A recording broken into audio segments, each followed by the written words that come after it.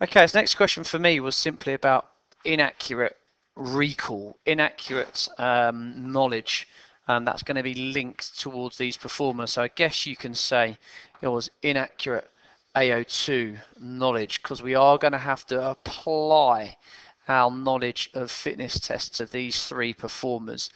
Now, Deepa, a sprint hurdler, generally people got that correct. We were looking for a sprint type fitness test, so a 30-meter sprint, for example, could be one that you would talk about, because obviously we're trying to assess how quickly she can cover a certain distance.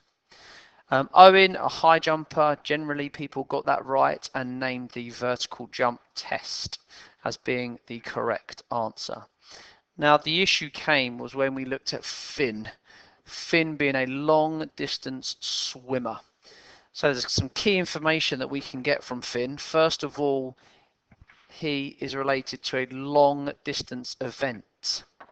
So instantly in our head, we should be thinking about different fitness tests that test cardiovascular endurance. So we have the Harvard step test would be one that we could talk about. I'm just abbreviating. Obviously, you couldn't write that. We had the 12-minute Cooper test as being some alternatives.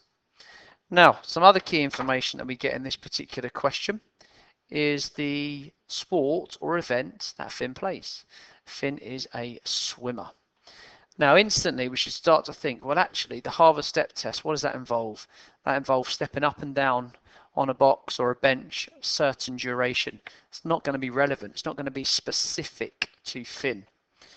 Now, we then have the Cooper test. This was where the inaccurate application come from, because within the Cooper test, we have two different versions, don't we? We have the running one, which is the one that we did, and we have the swimming one, which is the one, obviously, we didn't complete, but involves you swimming as far as you can in 12 minutes.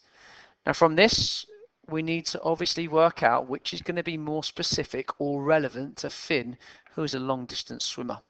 Now obviously, him running is going to be no good, because that's not specific. So we would be looking to talk about the 12-minute Cooper swim test. So unfortunately, this was where lots of people dropped marks, as their application was inaccurate, and they spoke about the 12-minute Cooper run test. That would not be specific to Finn as a long distance swimmer.